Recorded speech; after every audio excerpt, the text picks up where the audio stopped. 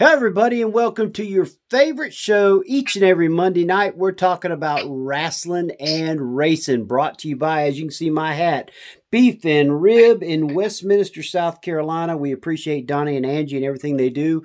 They also own Ardensburg and Grill in Central South Carolina, so we want to thank them for being a part of our show and being our sponsors. We also want to thank Pepsi, Upstate Physical Therapy, and also Hyundai of Anderson. Use code HOA24 and get a great deal.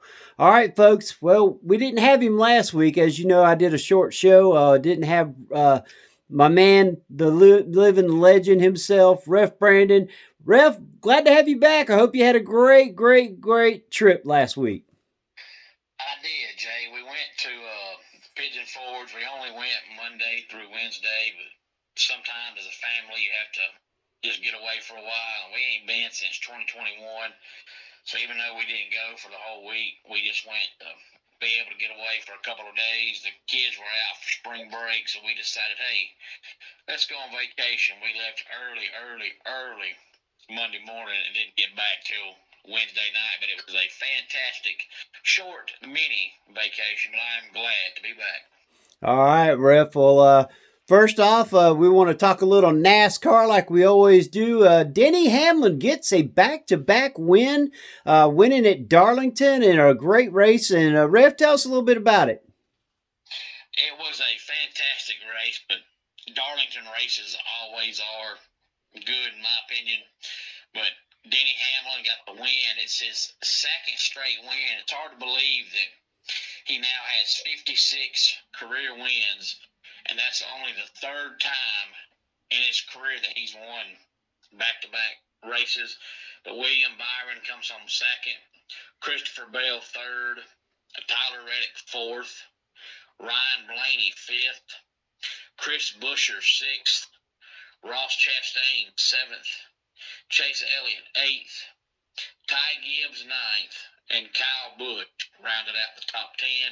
But William Byron led the first 243 laps out of 293. So he led all but 50 laps, and they were all in a row. And it looked like he was going to lead every lap. But then they finally had a round of green flag pit stops, and he came in 2 laps after the other leaders, and his pit stop time was a little bit slower. So he came out, I believe, in fourth, and then Ryan Blaney finally got up to the lead and led for 2 laps and looked like he was going to run away with it. And then Kyle Larson spun out for the second time coming toward the start-finish line, and a caution came back out with 6 laps to go. And then on a green-white checker finish, Denny Hamlin won the race, but William Byron definitely dominated most of the race. But Darlington races are always good, and it was another good race. So this week they're going to Bristol, and Denny Hamlin, who has a really good track record at Bristol, has a chance to win 3 in a row. You know, last year there was so much talk of what's wrong with Joe Gibbs Racing because they didn't win a race pretty much the second half of last year. Now this year, through 8 races, Bell has 3 wins and Denny has 2 wins. So they've won 5 of the first 8 races this year as an organization. And there was so much talk in the offseason of Denny Hamlin changing crew chiefs, and Denny himself wasn't too pleased with it. But I would say probably right now he's probably pretty happy with it. I would agree, and great race, and some notable guys up in there. Of course, your guy Kyle Busch gets the top 10. He needs that because his career has just been kind of crazy. Chastain, my guy, gets in there, and then a guy that we both like, Reddick, seems to be a staple in the top 5. Yeah, he's top 5 in points right now. He just has not been able to win a race yet. But that's Kyle Busch's 4th top 10 in 8 races. So pretty much this year, half the races top 10. I'd have to go back and look, but it doesn't seem like he had 4 top 10s all of last year. If he did, he barely did. So he's definitely off to a way better start than last year. He's actually 15th in points right now, so he's way better than what he was last year. So it looks like the team is slowly but surely starting to find speed, so hopefully he'll get better as the year goes on. But it's hard to believe that Fox now only has 4 more points races, 5 more races altogether, counting the All-Star race. So the Fox portion of the season is just about already over with. And of course, 2 weeks from now is Easter, and that's the only off weekend of the season for the NASCAR Cup Series guys. Of course, it's not a off weekend because Easter weekend, the Xfinity Series is going to Rockingham. So there'll be some NASCAR racing, just not for the Cup boys. That's their one and only off week of the year. There's a lot of talk, Jay, of them going back to the way it used to be, where they had 2 off weeks a year, because I've heard a lot of talk on NASCAR radio of them saying a lot of the drivers and teams, come July or August, are just flat out wore out because you're having to run 25 weeks straight. So basically for 5 months straight, you're racing nonstop with no break. So they're trying to figure out a way to go back to the old days. They used to have 2 off weeks a year, but you only had 34 races. Well, now you've got 36. And they don't want to start the season any earlier because then you'd be running with the NFL, which is not a good thing. But you don't want to go later because you got college and pro football, which is not a good thing. But they somehow, some way want to get a second off weekend. I don't know how they're going to do it unless they're going to, start earlier and then just take off Super Bowl weekend or cut 1 or 2 races out of the schedule.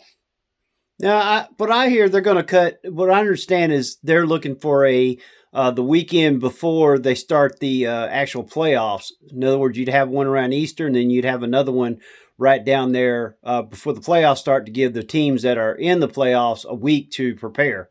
And I think that actually would be good. I don't care if it runs into the NFL. You're going to run into the NFL regardless. So what's an extra week? What I think they should do, because, the NFL has an off weekend between, the conference championship games and Super Bowl. Of course, they have the Pro Bowl, but nobody watches that. So I think on that first Sunday in February when there's no NFL game, they should have Daytona 500 then. And that way, everybody goes ahead and gets a taste of the NASCAR season. You run your biggest race, and then you get an off week there. And then after Super Bowl, you come back the third weekend in February, and it's the second race of the year. That way, you've already had 1 off week. It's out of the way. And then that way, if you still want to get one around Easter, the season's going to end at the same time. I just think that's too close. I think it's better to separate them a lot further, especially when you, like you said, they're getting tired of going longer. I mean, if you do it at the first 2 at the first of the year, you're still going to run 25 weeks. So I think it's just best to do it. But anyway, let's get to pro wrestling. And Brandon, we had pay-per-view this past weekend, Dynasty AEW. But before we get to that, we want to thank, like we said, Beef and Rib in Westminster, South Carolina, and Arden's Burger Grill in Central South Carolina, because they are sponsoring our top 5 wrestlers that we do every week. This is based on their promos, their wrestling ability, things that they're doing. Me and Brandon pick our top 5 for the week. We're going to do that after we go through our Dynasty and WWE for this past week. And Brandon, Dynasty happened this weekend. Great pay-per-view. Only a couple of hiccups. And honestly, it was in 2 matches that should not have had hiccups. But let's get to it. Dynasty opens up, of course, 0 Hour. The only thing about 0 Hour that I thought was really good, Ref, was that we had the return of Anthony Bowens as he beats Matt Caster in a squash match that people actually said, because even though it was a squash match, it was actually pretty good. Yeah, I mean, it's as good as you can do for a squash match. You really can't do a whole lot in them, so it's about as good as you can do for a squash match. Yep, his own music. Billy Gunn, of course, comes out with Anthony Bowens and beats Caster in 1 minute, so this is going to be really interesting to see how that goes. Well, then we open up the pay-per-view with one match that I didn't expect to be the first match, but we opened up with Will Ospreay versus Kevin Knight, a newcomer. And Ref, this match was unreal. We're talking about, even though Kevin Knight lost to Will Ospreay, they made him look really good. He held his own versus one of the single best wrestlers in the sport. Yeah, that's one thing you and I agree on. Most of the time we disagree because I'm always right and you're always wrong. But we do agree on Will Ospreay. He is a phenomenal wrestler. He really is. And Kevin Knight, I mean, held his own. I actually thought Kevin Knight was toe to toe with him. I mean, it was great the way that they did not hurt Knight, but at the same time made sure Ospreay won. Yeah. Okay, and then after that, we went to the Hurt Syndicate versus the Branches of the Learning Tree, and this match was actually pretty good. It held its own, but the thing that got everybody upset was MJF appeared in the crowd and hit Big Bill with a diamond ring, and of course Benjamin Lashley wasn't happy that he did it, but they got the win. Your thoughts on that? It was I give the match an A-. Yeah, that's probably about what you give it because the ending there with MJF is kind of confusing. So that kind of takes away from, a little bit of it. But until then, the match itself was good. It's amazing that, Shelton and Bobby are both 47 years old, almost 48, and still look so good in the ring. And they made Shelton look just as equal as Bobby. That's something that I loved about this particular match. Is Shelton Benjamin was given a chance to show his stuff. We haven't seen this since back when he was with Kurt Angle and Charlie Haas. I mean, he really gave a great performance and showed that he is not only a tag team, but I think he could be a top singles superstar. Yeah, and ever since he debuted years and years and years ago when he came in with Brock, Brock talked about how good Shelton was. Yeah. He's always been a phenomenal wrestler. It's just he has no personality at all, no charisma, so he has nothing to catch the fans' attention in this day and time. It's entertainment, and outside of wrestling, Shelton brings nothing to the table, but just his in-ring ability. He's amazing. Yep. All right, then we went to a match that was good, but Ref, I just don't. Mercedes Moné versus Julia Hart. I knew Moné was going to win. I mean, we all knew that. Julia Hart did very well, but there was some botch moves that Moné caused. And this is a superstar that everybody considers one of the top ever, but yet I don't know what it is since she's joined AEW. She's just missed some things, and I know people are going to say, "Well, she hasn't when it gets top talent." That's wrong. Chris Statlander is top talent. Julia Hart is getting there. She has really created her character very well, and I don't know. What was your thoughts on this one? Well, if you go back in time, it's kind of always been that way. There was a time when she was in WWE, when you get on Google and people would post matches at Sasha Banks she was doing. She was just botching move after move after move after move, and that happened for probably a year or two. And then for whatever reason, they stopped doing that because she was a tag team wrestler for a while, and then she was off TV for a while. So she's always been a botch fest. I don't know why, but she has, and she's never really gotten better. But for some reason, she was so popular there at one time that everybody kind of overlooked it. But now it's kind of coming back to haunt her. But she's always been kind of a botcher, and I don't know why, because she has the talent, and she can do some of the most complicated moves and do them perfect. And then on the simple stuff, she'll screw up. Yeah. Well, we go from that match, and actually what I think might be the thing is when she was Sasha Banks, she was facing Charlotte Flair, and Charlotte Flair made her look really, really good. I think Charlotte covered her mess ups. All right, well, we go from there to the Death Riders versus Rated FTR. I was hoping there was going to be a tag title change or 6-man tag title change because the Death Riders have had those titles, and I don't think they've really give those titles any justice. But when it's all said and done, Death Riders win, and then FTR turns on Cope. We kind of got the idea it was going to happen anyway. I was hoping it wouldn't, but it did. And I don't know what it is, but it seems like we got more heels than we got baby faces now, or maybe they're turning the Hurt Syndicate into baby faces. Someone else has got to change. There's just way too many tag teams and groups that are all of a sudden heels, Brandon. Yeah, and you and I talked a couple weeks ago about AEW, and we were talking about how, it looks like, if you and I both think that they're eventually going to put Cope and Christian Cage back together, and I think that's what they're going to end up doing. I think we saw another sign of that, last night, and I think that's why they didn't win the belts, because they had to turn around and, jump on Cope. But they do need to turn somebody, because they're pretty much making all the tag teams heels, and that makes zero sense.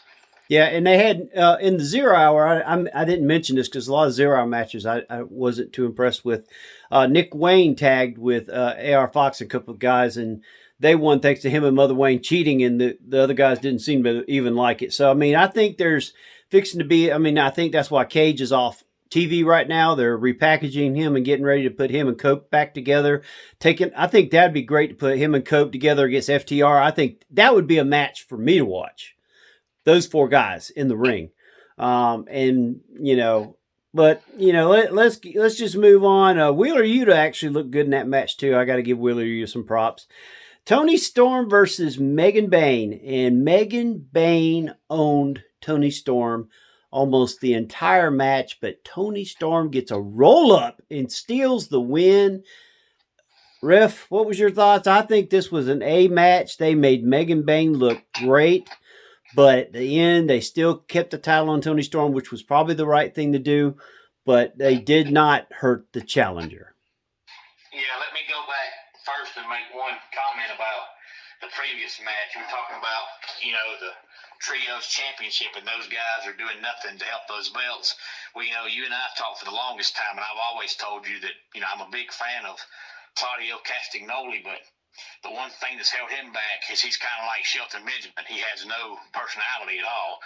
And Pac has always had no personality. So when you've got guys with no personalities having belts, you're not going to help the championship, because you've got guys holding them that nobody cares about.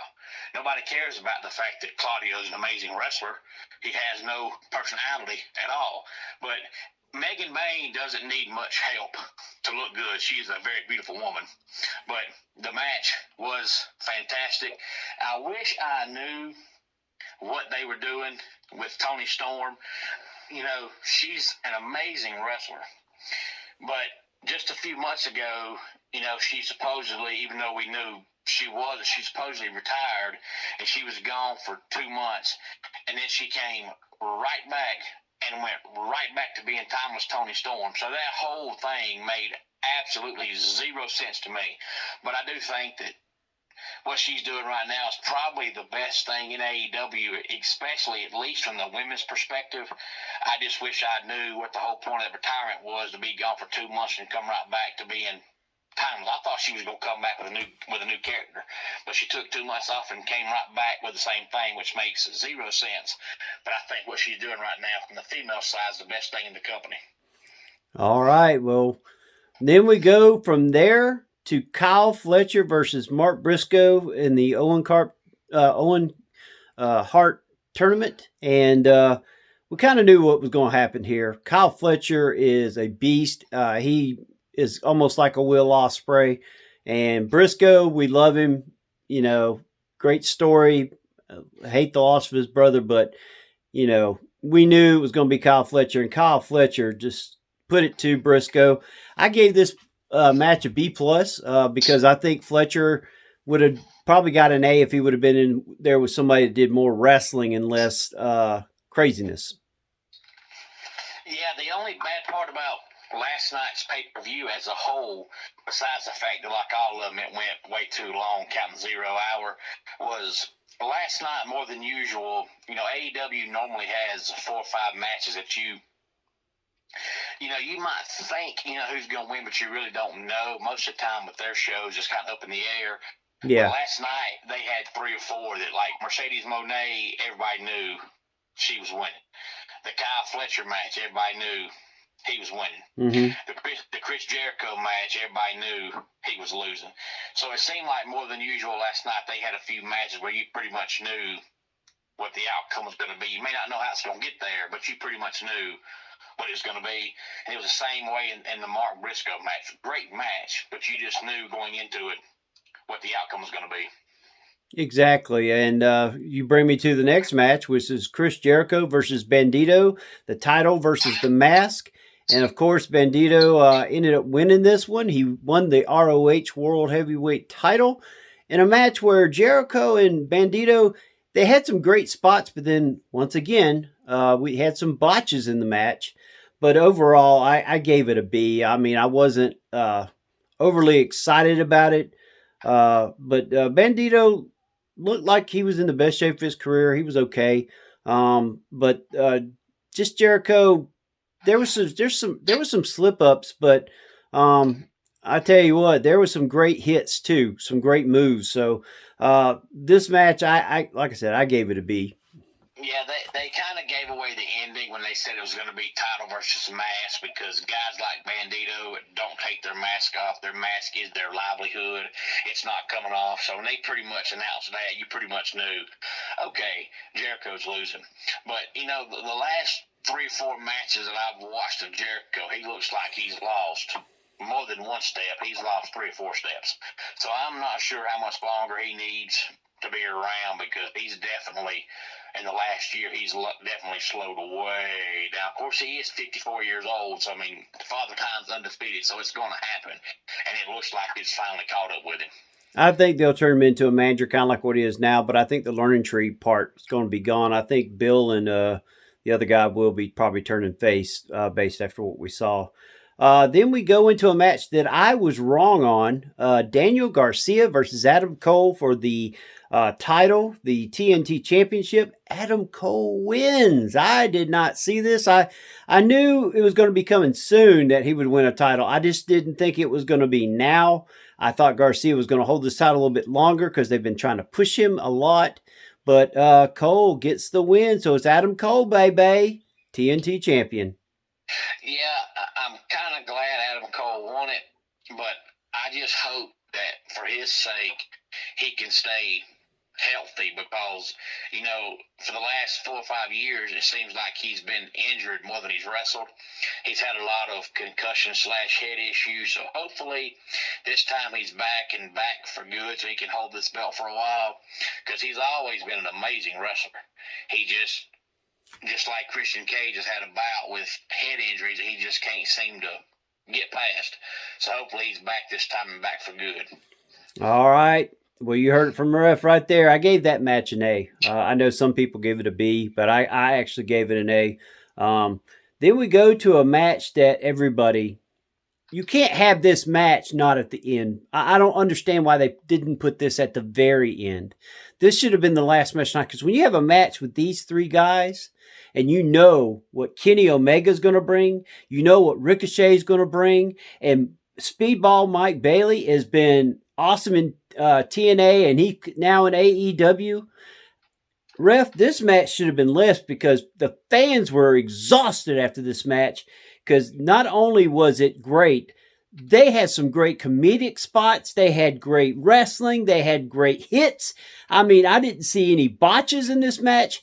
All 3 of these guys should have got Academy Awards for some of the stuff they did. It was unreal, and of course, Kenny Omega comes out the winner. What was your thoughts, Ref? I A plus on this match. The only reason the match wasn't the main event was because it wasn't for the world title. Otherwise, it definitely would have been. But it was the main event of the night, even though it wasn't the main event of the night. But that's the downfall of shows lasting that long. When you have 5.5, 6 hours of wrestling, most of the time, by the time the main event comes around, the crowd don't care anymore because they just want to get done and go home. So, that is the downside of having shows last that long is, your main event is supposed to be the match everybody wants to see. But when you've been sitting down for 8 hours, by the time main event comes around, you don't give a darn who wins. You just want to get done and go home. So that's the downside of shows lasting that long. But, yeah, Kenny Omega's match was an A-plus match, and it was the main event of the night. All right, and then we come to the main event of the night, one of the biggest disappointments. It was a great match up until the end. We're talking about Swerve Strickland versus Jon Moxley. I really thought this was going to be going Swerve Strickland's way. I thought they was going to get that title, because, the title being in a briefcase, I don't understand that angle. It's one of the most disappointing things I have about AEW is the world title's never seen. That's stupid. But anyway, Strickland loses because of the return of what Ref Brandon brought up earlier, the Young Bucks. When the lights go off, then they come back on. The Bucks are holding Swerve Strickland, and they give him that kick that they call it. I forgot what it is, but anyway, they hit Swerve Strickland with the BTE. That's what it is, BTE trigger. And Jon Moxley is still the world heavyweight champion. And it goes off the air like that. And it was very disappointing to see that because Strickland really gave a great performance. And Moxley did too, to a point. I gave this, I hated it, but I gave it a C+. It just wasn't even a B. Well, the Young Bucks returning ruined what was otherwise a really good pay-per-view. But if the Young Bucks are involved, it's going to be in the main event. They're not putting nobody over but themselves. That's the Young Bucks for you. So shouldn't be surprised by that, but I really don't understand where they're going with it. But I'm also like you, I don't understand the whole briefcase thing. But at the same time, since nothing Tony Khan makes sense, it also makes sense that don't make sense.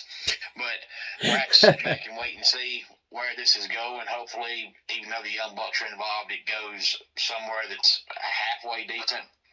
But I do think Jon Moxley will probably lose the belt at their next huge pay-per-view. He's had it for a good little while now. I'm not sure who he's going to drop it to, but I do think he'll lose it.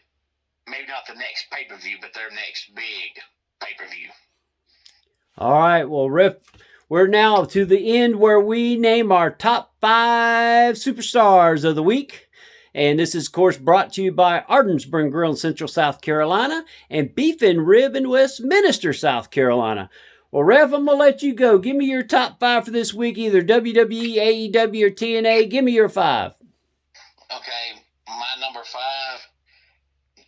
right now will be, as bad as I hate to say it, but what they're doing with him right now catches your attention, and it makes you want to see what's next, which is what wrestling is all about. So even though I despise him, my number 5 right now is going to be CM Punk.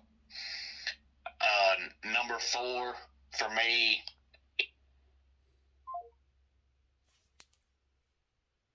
Oh, give me just a second, folks. Somehow we had a little issue. Let me get Ref back on the line. Sorry about that. Apologize for the inconvenience. Hello? All right. We got you back. We got you number 5, but you went to 4, and all of a sudden your phone hung up. Oh, okay. Well, we got 5. Okay, I'll go 4. Number 4 for me right now is Gunther. Gunther's always going to be in my top 5 unless he takes time off I ain't seen for a while. So Gunther's number 4.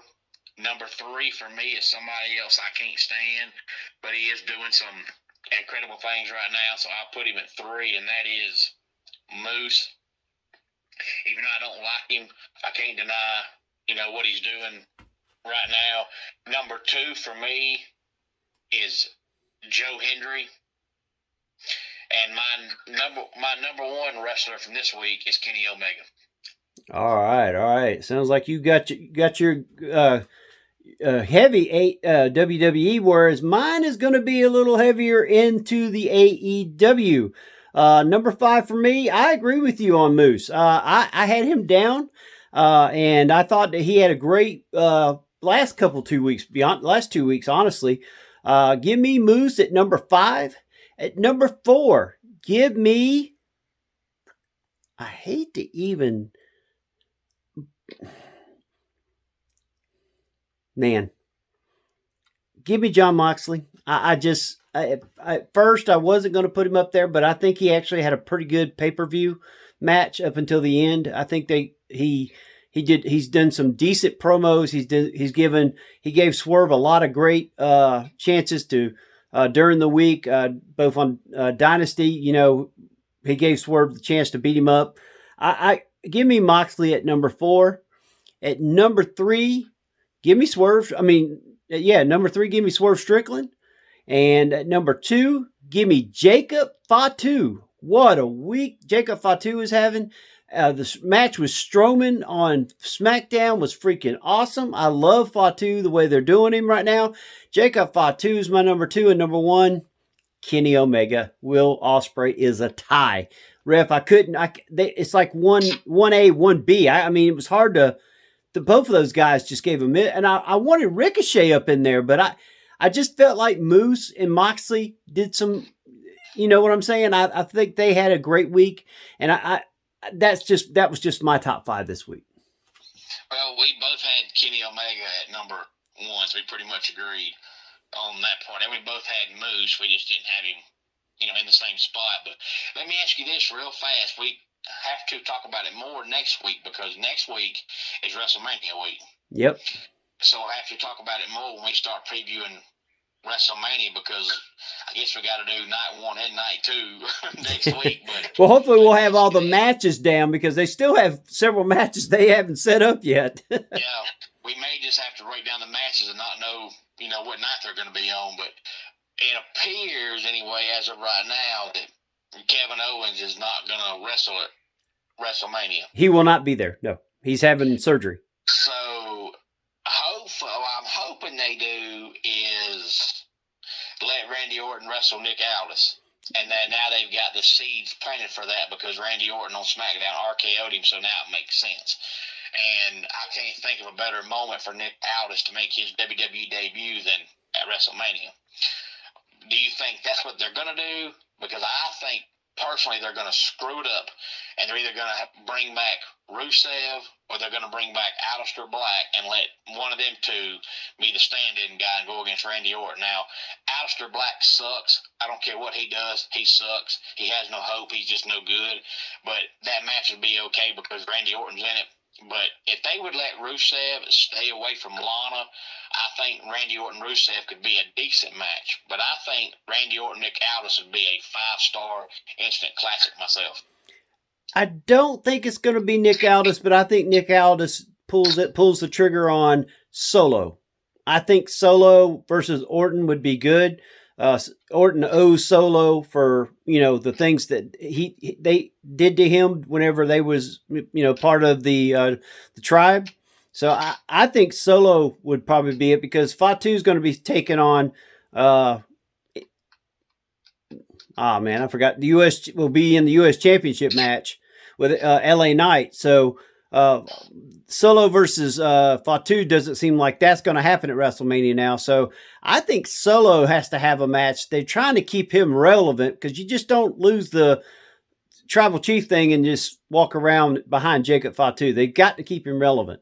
Yeah, I'm kind of wondering, speaking of that, what they're doing with the bloodline thing, because now it looks like Solo is off in the sunset for now, and Fatu is going off on his own, and then Tama Tonga's out hurt, and now you've got it looks like Roman Reigns is going a different direction now that it looks like he's lost Paul Heyman. So are they just scrapping the whole bloodline thing now, or what are they going to do with it? Well, I think the whole thing with Paul Heyman is just for the WrestleMania. I think that was the favor that Paul Heyman would join CM Punk for WrestleMania for that match. Now, what happens during that match that could keep Heyman away from Reigns, we'll see. Heyman could screw a Punk. And then create the whole Punk versus Reigns battle, which could go on to keep Reigns away from Cody for right now. I don't know, because we know Cody's going to beat John Cena. I do not see John Cena winning the 17th championship. I know a lot of people think that. I just don't. I think it doesn't make sense to put the title on him. I think this is just to give Cody Rhodes another part of the story that he beat one of the best ever. And, you know, because they would have to take the title off of Cena before December because they're going to turn Cena back to a good guy before he leaves. I mean, it just makes sense to do that. I don't see them making Cena a heel the whole time. I think he ends fighting The Rock at the end of the year somehow. But that's just me. I just don't see them putting the title on Cena. And I think they try to keep Reigns and CM Punk battling over Paul Heyman. There's just so much going on in weird storylines. You know, you and I will have to make our final predictions next week because it's WrestleMania week. But, you know, we talked about it a few weeks ago, and, you know, I told you that I didn't see, you know, Cody Rhodes losing the belt, but I don't see Gunther losing the belt. But it's very rare that WrestleMania that one of the two world titles doesn't change hands. But I just don't see either one of them changing hands. The only way I see not Jey Uso, I see Cody Rhodes losing to John Cena is if Cena wins the belt and then turns right around and gives it to The Rock since he's sold out to The Rock, and that's how The Rock becomes world champion. That's the only way that I see Cena beating Cody Rhodes, but I don't think he does. I think Cody wins the match. Yeah, I agree.